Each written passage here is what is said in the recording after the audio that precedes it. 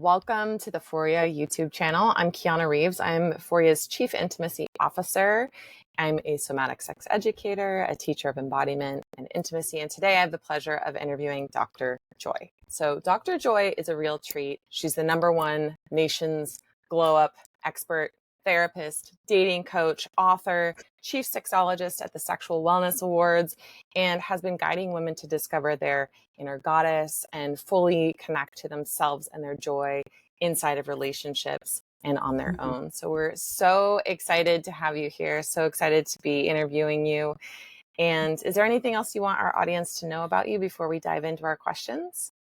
One, I am super excited to be here. I have actually, even before being a sexologist and all the things, always loved Foria. So I'm excited to actually be in this space with you. I guess the only other thing I'll say, the combination of all those things has brought me to a space to really be able to support the community. I have a set of support groups specifically for our relationships, our self-esteem, erotic embodiment practices, things like that. So that's probably one of the biggest things I'm excited about, to be able to expand with our entire community. That is so great. Yeah. And we will share with our community the work that you're doing so that if they want to work with you, they can easily find you.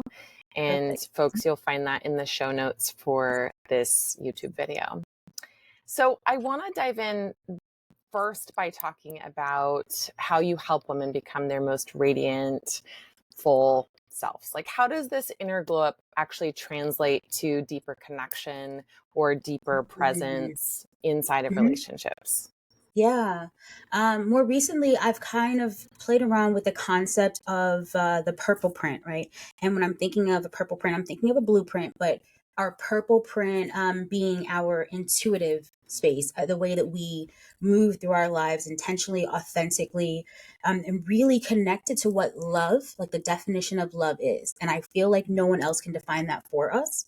So the way that I really help women is by helping them tap into their intuitive path, that space, and redefining, because most of us have to, redefining what love feels like, what it feels like in our body, what it feels like in our spirit, our minds, and therefore walk into relationships that are in alignment with that good space that we now understand, right? So I feel it always has to start with that piece there, with how do we understand our actual needs, the things that we're missing before, not being angry about it, but being aware of it. So then we can kind of bring that back together and then expand in a life that we didn't even think we could have. So, yeah. I love that so much. And this idea of a purple print versus a Mm-hmm. blueprint is so cool, because blueprints are like the structure.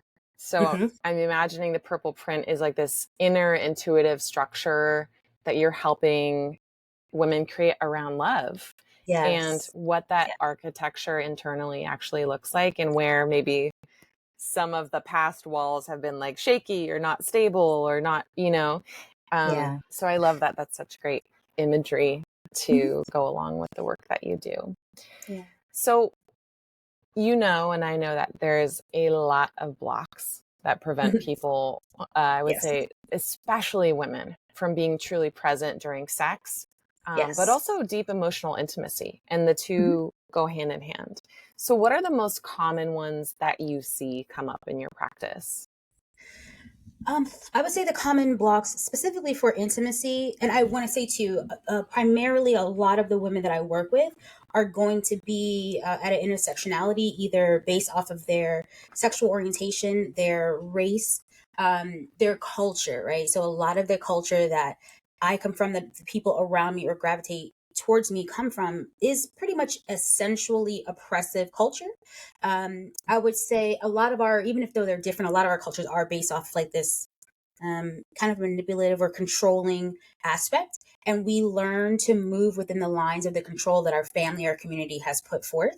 And that's what we know. Now, I feel like our entire lives, even when we're in that, we're still feeling that oppression or that thing that's different than what our spirit wants. But it's like having a lifelong back pain until something happens, you don't have the pain anymore. You didn't realize you were in pain until you're not in Yeah. pain, right? Yeah. And so I would say the biggest barrier is to help someone understand the absence of pain. Like, what is that even like if I've always had it? So it's the barrier that it can be true. And oftentimes when we do start to move into that authentic space for us of discovering sensual things, maybe we will start to try to ask our family or reveal these things to us, and we get pushback around not maintaining that structure that helps them be comfortable or helps keep secrets and things like that.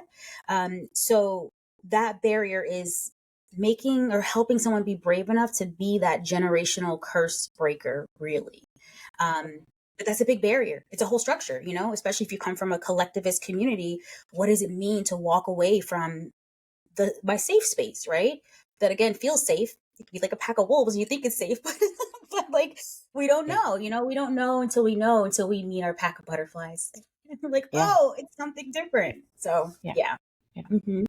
There's so much nuance to what you're talking about here because women specifically are Hmm. impacted by our social nervous system a lot more. So we're wired for safety through connection.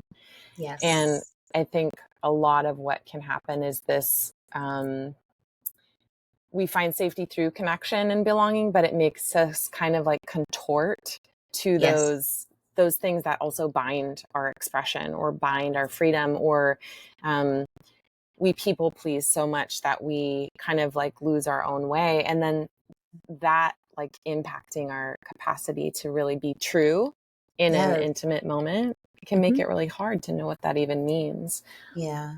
And I really love what you said about um, in my mind it sounded like if we've grown up our whole life with pain, we won't Hmm. identify it as pain because it's like the water we're swimming in. We don't even know we're swimming in the Yes. water. And Yes.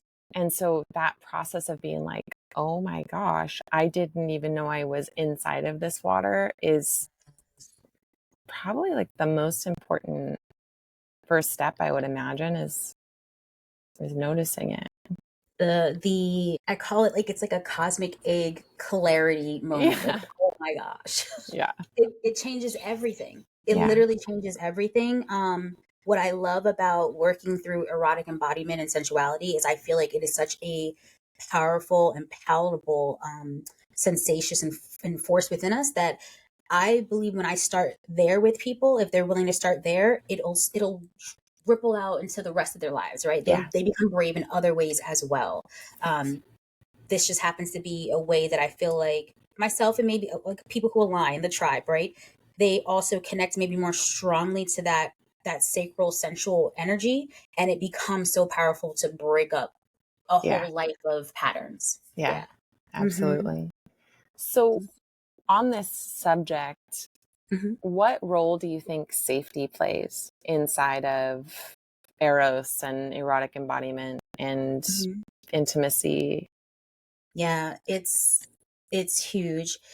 Safety again is defined by the parameters that we had before, right? And so say you go to that moment where you realize I was not safe or that was not the best for me, but how do I even know what safety feels like? How do I Yeah. know what it looks like? Yeah. How do I know how my body will respond? Because my body responds to things that are unfamiliar like they're unfamiliar, whether or not they're safe. So how do I know that this is actually safety? When I'm doing like say tantric experiences with couples, or even doing my sensual yoga with individual women and things like that, it's we kind of tap into the practice of how do you help yourself feel safe. What does that feel like, so that when you go to a partner, when you are asked to speak up, when you're asked to give consent or deny consent, all those things, you know the difference, right? So I will use things like say in my sensual yoga classes, we'll do rope tying sometimes, like sensual rope tying, but it's self tying. And I allow people to embody this rope or decide what this rope means to them. Because again, culturally, rope can mean a lot of different things. And so I like taking the power back from that. And this rope to me means I'm going to wrap myself in safety. And I get to sit here and experience what that means for me. And then when I'm holding that and reading that, I can feel the difference when I'm in another space, right? I know that this is not safe. This is an old thing. This is a new thing. Maybe not scary, but I'm willing to explore because I've already explored that with myself. But if you don't have that, your body's not going to respond and flower really the way that it can during sensual moments. Um, we're programmed to protect, right? So we're going to close up. Another person can take it as they're being rejected or they're not desirable, when again we're still working with these ideas of, is it safe for me to tell you that you're desirable? Is it safe for me to be vulnerable here? Is this going to be another abandonment or another space of control? So safety, without that feeling of safety, you really can't do much. Yeah, So that's so great and so important, because I think a lot of people don't necessarily associate sex and intimacy and pleasure and safety, and they're like, it's the foundation. Absolutely. Yeah. Uh, Yeah. so you work with a lot of couples, Mhm. and really, I think around emotional availability and compatibility. Mhm. Mhm. What do you see as the top predictors of a sustainable and nourishing relationship? Like, what are some of the key indicators where you're like, oh yeah, you guys are on track, or like, oh, red flag? Yes. So when couples come to me specifically for therapy, at that point, a lot of times they have been in it for a while. They've been trying to figure out why they're missing the mark. When I get couples who are maybe more in the beginning, it's so much easier to implement these things. I always talk about these four sets of values that you want to look at, right? And so I'll have the couples do a quadrant on their own, and then we come back together to talk about it. But one of the areas is finances, one's intimacy, one's spirituality, and one's health. And so what I ask them to do individually is, if you are lined up with your values and your ideal relationship, what does this value look like? So finances.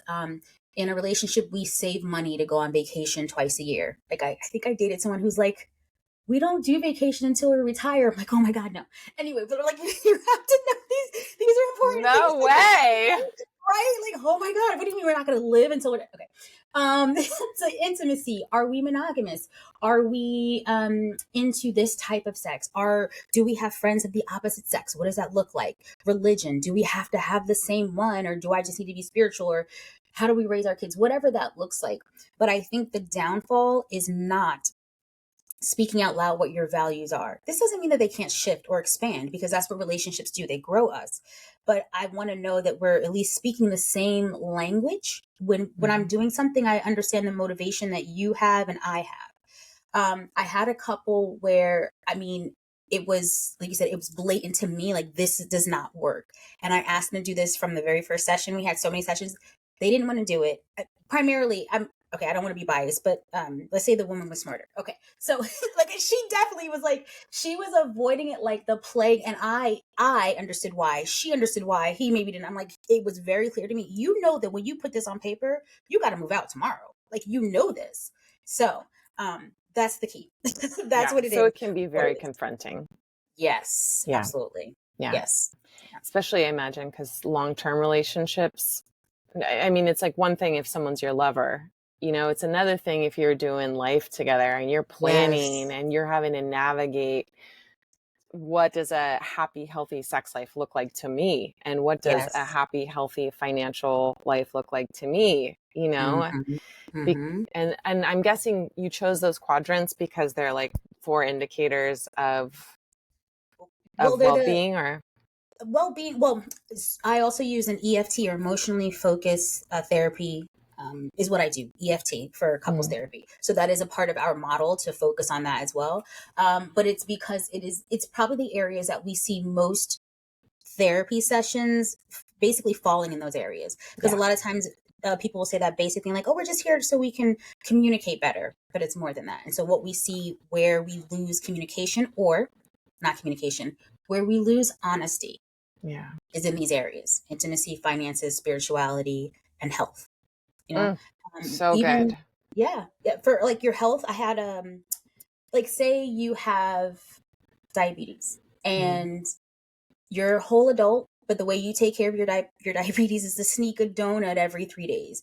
But your future wife is thinking about how diabetes impacts us having sex, impacts me having to literally take care of you, right? Not that I mind taking care of you, but why would we bring something extra into our relationship, into our lives, that we don't have to? And so your responsibility for your body does impact another person. And that's the thing with relationships. We have to think about it. It is, yes, the values that I have, but I'm looking to see if they align with yours, and then we can grow new ones together. So. Yeah. Oh, Mm-hmm. that's so interesting because so much of what we work with at Foria is the let's say cycle of intimacy as it changes over a woman's life or the Yeah. female body and how that changes. And so much changes, as you know, at postpartum and perimenopause and menopause. Yes. And Yes. like, I mean, we don't have to go into this, but I'm just thinking about how cool would it be if couples were in therapy in a similar assessment of like, oh, we're anticipating menopause. Here Yes. are the changes that might Yes. happen. Here's Mm-hmm. how this might impact our sex life. How are we going to handle this? What are we going to do? What are we going to change? How are we going to Mm-hmm. grow with, you know, Mm-hmm. and instead of it being like this, fuck, my body's not working anymore. And, Yes. you know, Mm-hmm. Mm-hmm. I yeah, think even having the man, the love and the safety, right? To be able to say my body's not doing what it is anymore. Like instead of scurrying away maybe from your partner and just trying to fix it, so to speak. yeah, Which again brings up all these other things around them being rejected and extra stuff that didn't have to be carried when we could have just kind of held this problem or this situation together. And yeah. when couples come in and someone's really looking to be educated about their partner's body, not in a way to control it, but to contribute, it's beautiful. Mm, It doesn't oh happen my all the gosh. time, but it is absolutely beautiful. So, Huge, yeah. huge gift. Mm-hmm. Huge gift. Mm-hmm. Mm-hmm. So, what are some things you do see contribute to a really happy sex life for couples? Mm. Play, like really being friends and being able to say things that friends say to each other. Like that's Mm, probably the biggest thing. Just being unafraid of what would happen if I said this quote unquote weird thing. Maybe it's not even a thing that I care about, but maybe I just want to see how yeah, you're going to respond. But it just being okay in your relationship to do that, right? yeah, Like yeah, this might be totally off. Okay, so my sister, I don't know how many, maybe it was like 5 years before she went to the bathroom in front of her husband. I'm not saying you should, yeah, but I'm just yeah, saying yeah, it was a yeah, thing. yeah, But like yeah, passing gas was probably 10 years. I'm like, man, that had to be awful. totally. But things like that. Again, not advocating for that necessarily, but I'm just saying it should be a space where you're not like, oh my God, Yeah, why not laugh about it, right? What happens when you fall off of something and you break some expensive piece of furniture in some hotel somewhere? I mean, like, I don't know, whatever the wildness is, like just accepting it and figuring out we're just going to get through it together, right? yeah, yeah, Coming back to the safety piece of it, it's being safe is just knowing that you're not alone in it. You can survive a lot of things by yourself, but it's like if you're here with me, my expectation is I don't have to. And yeah, so like that's really important. yeah.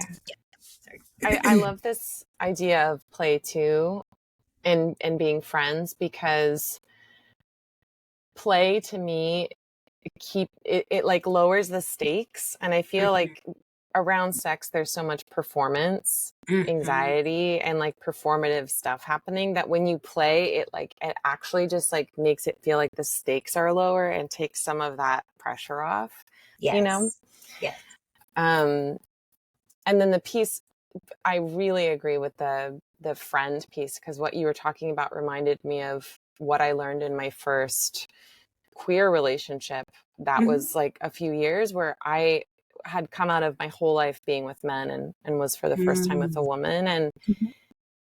and it was extraordinary the amount of safety and friendship we had Yeah. sexually and how much that changed our ability to go into depth and truth together. And that's something that like in all of my relationships that followed over the next few decades really like that's been an anchor point for me. Yeah. Yeah, Yes. You gotta yeah, play. yeah, Yes. I've got to play. So, what are some practices? If there are a couple like things that you could hand to couples to be like, this will definitely support your emotional connection or Mm. help you. You gave us that, you know, the kind of quadrants, but anything that a couple could easily, after watching this interview, go like, oh, let's try that. Mm. My go-to let's say tantric pose, very simple one, is eye gazing. You do it in so Yeah. many ways in combination with other poses, but this is the most um to me again intimate but safe. space, right? Where I've had couples who maybe one of the couples didn't reveal until we started working together that they actually had, say, sexual trauma that they had never told their partner. And to re-engage after there's an understanding of it's not my fault kind of thing. All they did was, let's say for 2 weeks, I'm going to sit on your lap and I'm just going to look at you. And you can't fill me up or anything. Not that it was like a mean thing, but it's like, let's just be in this space. And say after week 2, you can kiss me now, or you can touch my thighs, or you can hold me tighter. But when you are in this space, one, eye gazing, you are connecting to a deeper part of this person. It's very vulnerable to just look in someone's eyes. Our attachment styles actually dictate how well we do look in people's eyes. So it's difficult for a lot of people. But if you are able to do that with your partner, that right there builds a lot of that safety. And another piece would be just the breathing together, whether or not you actually, let's say, sit on your partner's lap or you just sit across from them. If you're just touching your hands, if you're just looking at their shoulders, you start to breathe together. You start to share this air together. You start to realize you're in the same wavelength and energy together. So very small things don't require speaking. They don't require any expectation of an orgasm or of a particular type of pleasure. It is the pleasure of being in your space and being able to see you from a different view. It's for me, like when I dive more into it and I align it with my spirituality, when I practice sacred sex and I'm doing eye gazing, let's say before being sensual, to me, I'm having the opportunity to see that divine part of you that you don't always, I don't want to say always show, or you're not always comfortable to let it seep out, or I don't take the time to really connect with it. And you can also see that divine part of me. And so when we can conceptualize the two of us being together in that form, it's a different sensual and sexual experience altogether. Yeah. So a lot can happen with a little bit of eye gazing. Such a fan of eye contact. And I think it's really important what you talked about with eye contact and attachment styles. Yes. And I'm guessing that part of that practice is like building the capacity safely for connection. Yes, absolutely. Yeah. Yeah. Through I understand my attachment style, and you can heal and practice a secure attachment style, but my original attachment style is not secure, right? It is a bit of an avoidant attachment style. So even the teacher, the sexologist, the therapist, when I have to do it, and I've done video, like I blink a lot. And so I've had to practice to not, because it's like, it's the hiding. It really is a hiding, and allowing yourself to practice enough and be with the right person enough for that to come to a space where you realize that shift in you. So yeah. So cool. So good. Simple and easy. Eye contact and breath, folks. So how do you define pleasure? And not just sexually, but kind of like as a way of being, a way of living. And what are a few, again, kind of practical tips or practices that listeners might be able to invite more of this like pleasure into their daily life? Pleasure to me is unexpected giggles. It is being embodied in liberation. It's freedom. That's what it is, right? We are in the state of pleasure when we're not being hurt, when we're not being confined, so to speak. I think about when I used to have migraines all the time, and I remember thinking, oh my God, this is so bad. I'm never grateful when I don't have it. And then I started being like, oh my, this is so beautiful. There's no pressure in my head. Like there's none of these things. Pleasure is presence. There is no pleasure without presence. And so pleasure is the intentional experience of what is present, the intentional experience of this abundance, of this quiet, of this bird, of this water, of this, even the thing that I'm eating. Like I eat food in a completely sensual way, everything I do, because why not? Like, why not? Right? Like, why not up our pleasure all the time? So I'm a big person who connects with nature. If you're someone who walks a lot, I challenge you to actually pay attention to what's going on outside every once in a while. I've seen the most magnificent things. I'm in South Florida right now, and I've moved around a lot, and I walk in all the neighborhoods I go to. I mean, I think 3 months in a row, I saw 6 peacocks. I saw things I'd never seen before. I saw things like, I didn't even know what color. Beautiful. Yes, because I decided to be present, right? Whether or not I was walking in a state of pain or joy, it always went back to the pleasure because I allowed it, right? And so I would say being mindful with everything that you're doing, because again, no pleasure without presence happens. Yeah. Yeah. Yeah. Oh, that's so good. Mm-hmm. Pleasure through the senses, Mm-hmm. and how intimately pleasure and presence are like tied into each other, Absolutely. doorways to Yeah. each other. Yeah. Mm-hmm. So I want to talk a little bit about what couples can do, um, especially in the long term, or if they've had children. Like, what's a Mm. myth or something about sex or desire that you really wish that these folks understood that you could Yes. clarify for them? There is a scientific biological thing around desire that it does take, let's say, women longer to get into a space of desire, right? It doesn't mean that that they can't become aroused, but I think there's an understanding that we want to have as partners. It isn't so if one of you or both of you, right, identifies as a woman, it's good to understand that this woman probably needs more to get to the space of where you want. But I think it's also important as women for us to know that about ourselves so that we don't have to just shut the situation. Well, I don't feel like it, but you might if you let yourself feel like it, right? Like Yeah. accepting that, yeah, I may not feel like it, but is it going to take away from me if I let this person please me for the next 30 minutes and then get, you know what I mean? Like Yeah. what's going to happen here? So I think that's really important for us to do to embrace taking hold of our own pleasure when we can have it. And Yeah. so not making it so easy for ourselves to sabotage away from having these moments. Yeah. So I think that's really important in terms of desire.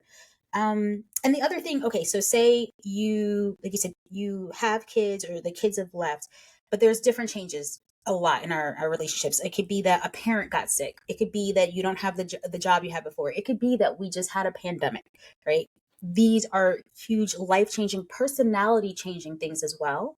And I Mm. think embracing the fact that every relationship is several relationships will do you very well to understand it's like I'm meeting this other person because our lives, my life, their life has changed. And so how would I engage them in a way that I'm getting to know an additional thing or this person all over again, right? Yeah. How do I show that I'm still interested in still getting to know you? And every day you get up with a partner, whomever you are choosing, again, yes, I want to do it because you might choose something different tomorrow. So how do you show throughout these stages that I'm still choosing to do this with you, right? And then my desire, because my safety is up because you keep choosing, I keep choosing, I'm more likely to engage in the things that might feel unknown or uncomfortable, engage in what does desire look like for us, because I know that you keep choosing this. Yeah.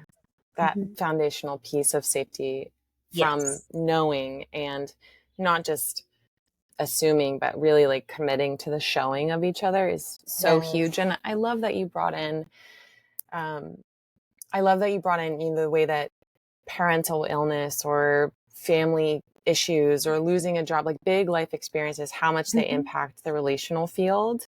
And the Yes. way you said it, that it changes your life, but also changes our life. Therefore, it changes my Yes. life too. And the Yes. recognition that there's two people, and then there's like the relational field, and Yes. all of them Mm-hmm. change from those experiences. It's really Yes. important. Mm-hmm. Yeah. Cool. I'm soaking it all in. It's such great. I like just feel like people are going to be like, oh yeah, like that's a huge piece. Oh, this was Yeah. the thing you said where I was really like, let's put this on billboards. Uh, every relationship is many relationships. Yes. I Yes, it is. mean, that Mm-hmm.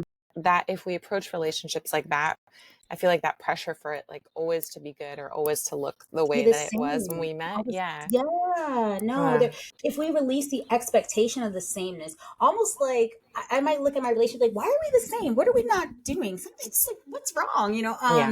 And it's not. It's a bad thing, but the world really does happen through us, outside of us. Politics, all these. It's impossible for us to expect our partners to be exactly the same, and it's like we set ourselves up for disappointment in that way instead of excitement. Set yourself up Totally. for excitement for this new girl you're going to date in a few years. Like, Yeah. like that's what you can do. Exactly. I love that. So we'll switch gears a little bit towards towards like things you can do to support that aren't necessarily emotional. They're more like, what can I bring in here to make this a good time? And Mhm. really at Foria, like this has been our focus is natural plant-based support for pleasure, for arousal, for relaxation, for connection. Mhm.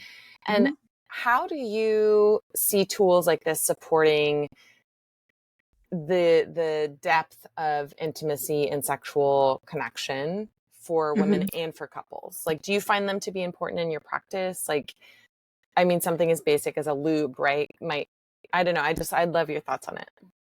Um, so what actually introduced me into introducing other substances into pleasure was Foria. It Cool. was your awaken oil. My partner and Mm-hmm. I we got this little set, and it was like from there it was just on like, this is amazing. Anything that we talked about, barriers that helps you remove the barriers of the noise, of the old truths, of the expectations, is absolutely something that I feel like we should have in our practice, right? For the event that I have coming up, the couples event, we're going to be able to actually tap into this awaken oil, right? Because we want it to be something that it's really for teaching couples how to connect more to their bodies and to each other, and how to be open with this pleasure. So this is something where they can do it together. They can see the response of their partner together. We also have other things like, let's say, um, drinks, edibles, with things that are going to be about just deepening their I'm in this space right now, and what does it actually feel like. So anything that's going to align with more freedom, more clarity of my desire, absolutely, I feel like it should be a part of the practice. Now, it's an interesting space to be in, because if you're coupled with someone who completely doesn't believe in anything plant-based, or any of that stuff, that can be a little bit stifling, right? So what I do love about what it is that you're all doing in terms of education is normalizing it, is really depicting different situations and spaces where it would be useful, and it would move things along and open things up. Because the other barrier that I do see with my clients, specifically with women, is their actual partner shaming them for wanting deeper pleasure, longer pleasure that is actually easy to access, but like, for the other person who may feel inadequate at helping their partner reach that pleasure, it can feel hard for them.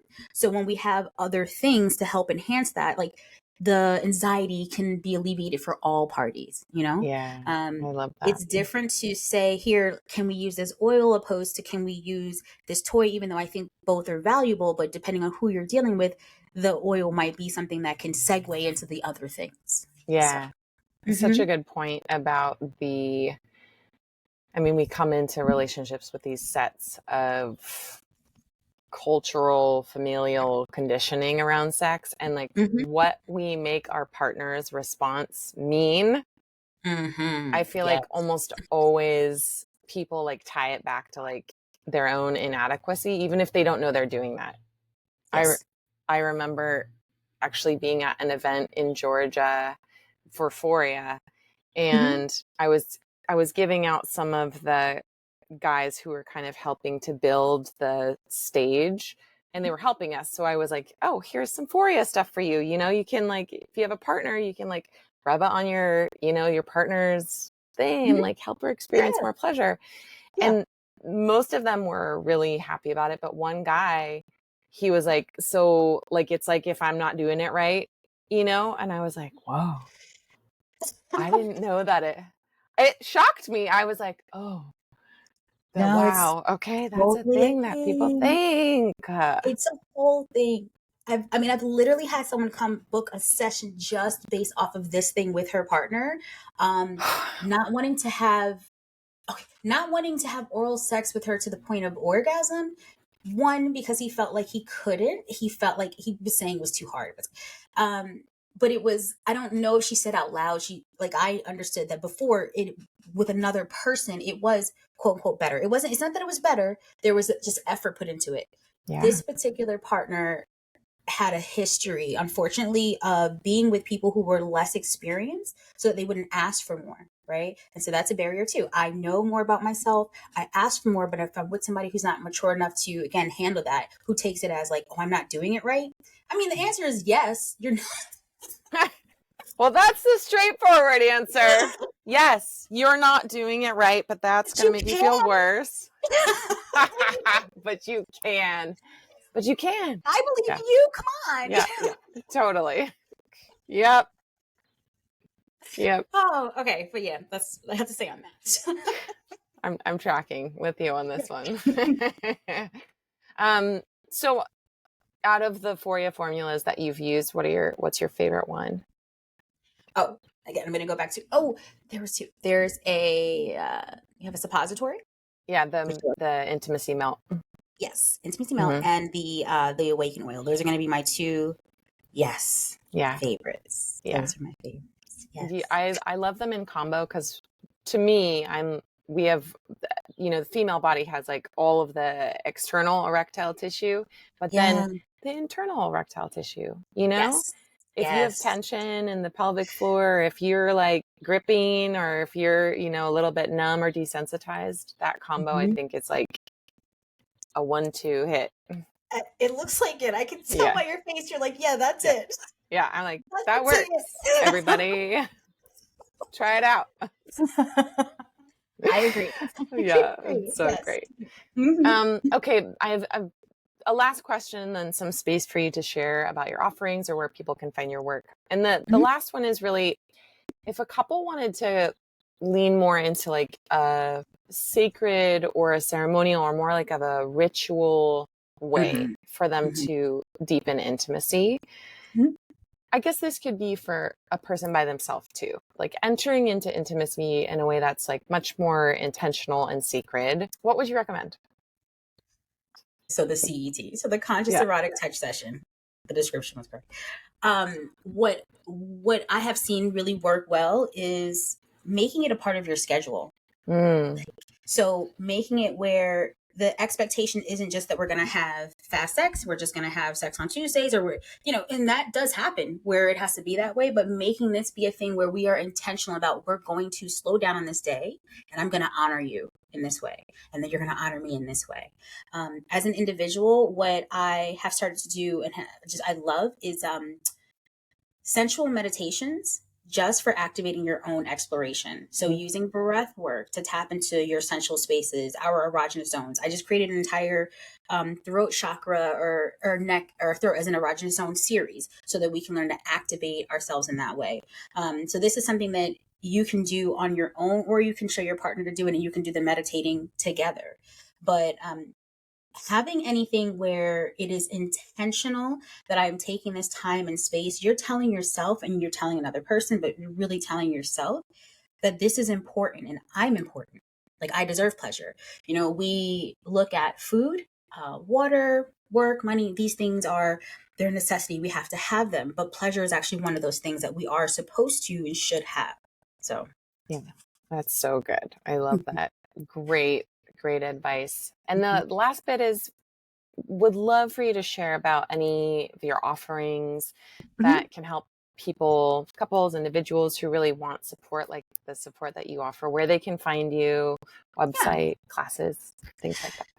So the easiest way is joyberkheimer.com is going to have all of my offerings. But Great. One of the things that I love, even before you explore our in-person sessions, is I do a monthly masterclass, silent, sacred, and sensual. So what I do is I challenge couples to come sit with me for an hour and not speak to each other at all.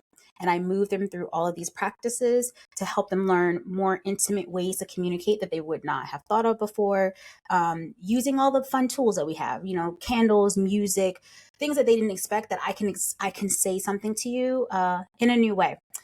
The other thing that I think I have is the event that I talked about. Our Eros and Essence event is our in-person Tantra event in Tampa in September. And so that's going to be just this in-person beautiful space of people being able to have tantric practices. You're going to be able to do a sensual tie with your partner. Everyone will be able to get tied up. And we also have an artist there where we will be kind of taking that energy, depicting it into art from that space and allowing people to experience that as well. So it's going to be a beautiful, cool. So what beautiful offerings.